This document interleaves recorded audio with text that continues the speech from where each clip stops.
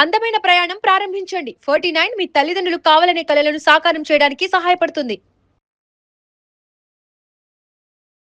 Hello అండి, నేను doctor Soumya, consultant 49 fertility centre Rajahmundry branch. ఇప్పుడు పీసీఓడి ఆర్ పీసీఓఎస్ వలన ఫర్టిలిటీ ఎలా ఎఫెక్ట్ అవుతుంది, ఏ ఏరియాస్ ఎఫెక్ట్ అవుతాయి అన్నది తెలుసుకుందాం. మోస్ట్లీ చాలా మందికి అవగాహన ఉంటుంది. పీసీఓడిలో వచ్చేసరికి ఓవరీస్ ఏదైతే ఉంటాయో వాటిలో మల్టిపుల్ ఫాలికల్స్ అనేవి ఉంటాయి. దానివల్ల పీరియడ్స్ ఇర్రెగ్యులర్గా వస్తూ ఉంటాయి. దీనికి రెగ్యులర్ అవ్వడానికి పీరియడ్స్, ఓసిపిల్స్ అటువంటివి యూజ్ చేస్తూ ఉంటారు పేషెంట్స్. అసలు ఫర్టిలిటీ ఎలా ఎఫెక్ట్ అవుతుంది అంటే, పీసీఓడి అనేది ఎండోక్రైనలాజికల్ డిసార్డర్, అంటే హార్మోనల్ ఇంబ్యాలెన్స్ అన్నమాట. ఎక్కువగా ఈస్ట్రోజన్ ప్రొడ్యూస్ అవ్వడము, ఎల్హెచ్ ఎఫ్ఎస్హెచ్ రేషియో అనేది డిస్టర్బ్ అవ్వడము, ఇలా ఉండడం వలన నార్మల్గా న్యాచురల్గా ప్రతి మంత్ ఒక ఫాలికల్ గుడ్డు అనేది ఎదిగి అది రప్చర్ అవుతూ ఉంటుంది, ఓవ్యులేషన్ జరుగుతూ ఉంటుంది. అది పీసీఓడి పేషెంట్స్లో జరగదన్నమాట.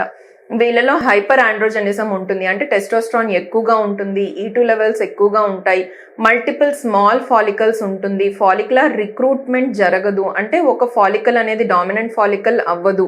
సో ఓవ్యులేషన్ అనేది కూడాను జరగదు. సో గుడ్డు విడుదల అవ్వడం అనేది జరగదు.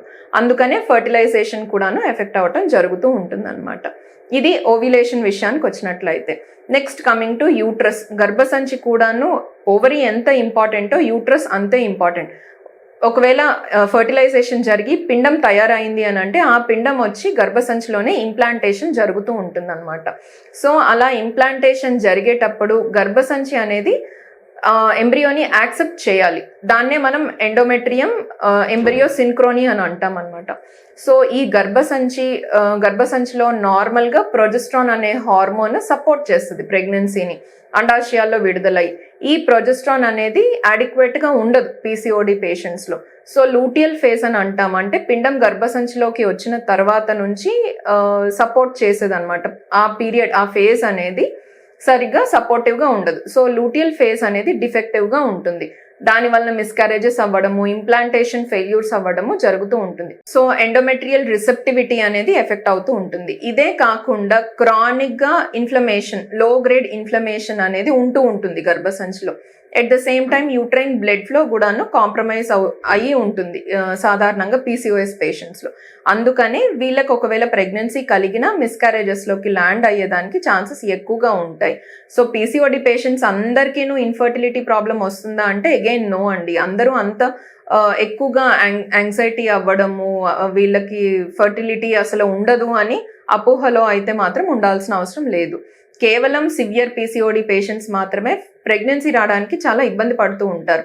లేదు మైల్డ్ ఆర్ మోడరేట్ పీసీఓడి ఉండేటప్పుడు చిన్న చిన్న పద్ధతులు, అంటే లైఫ్ స్టైల్ మాడిఫికేషన్ కానీ, ఓవ్యులేషన్ ఇండక్షన్ చేయించుకుంటే కానీ మెడికల్ మేనేజ్మెంట్ ద్వారా ప్రెగ్నెన్సీ వచ్చేదానికి మాక్సిమం ఛాన్సెస్ అనేవి ఉంటాయి.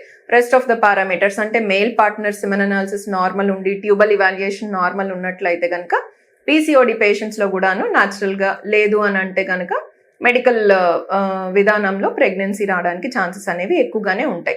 బట్ ఒకవేళ మీకు అదర్ సిమ్టమ్స్, ఫర్ సపోజ్ ఒబేస్గా ఉన్నారు, బాగా బరువుగా ఉన్నారు, అసోసియేటెడ్ విత్ ఇర్రెగ్యులర్ పీరియడ్స్, లేదు అని అంటే hyperandrogenism symptoms, hirsutism, facial hair ఎక్కువగా ఉంటుంది, హెయిర్ లాస్ ఎక్కువగా ఉంది, యాక్నే ఉన్నాయి, ఇలాంటివన్నీ ఏంటి అని అంటే హార్మోనల్ ఇంబ్యాలెన్స్ బాగా ఎక్కువగా ఉంది అని చెప్పే సైన్స్ అనమాట.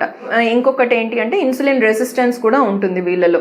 అందుకని వీళ్ళు ఇంకొంచెం బెటర్గా లైఫ్ స్టైల్ మోడిఫికేషన్తో పాటు డాక్టర్ అడ్వైస్ తీసుకుని ఏ విధానంలో ప్రెగ్నెన్సీని ప్లాన్ చేసుకున్నట్లయితే కనుక అర్లీగా మనం సక్సెస్ అవుతాము అని చూసుకున్నట్లయితే బెటర్. Thank you.